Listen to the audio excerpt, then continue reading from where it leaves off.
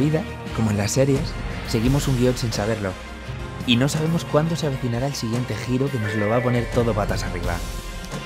Solo hay que aprender a estar preparado. Y a disfrutarlo. Sobre todo, a disfrutarlo.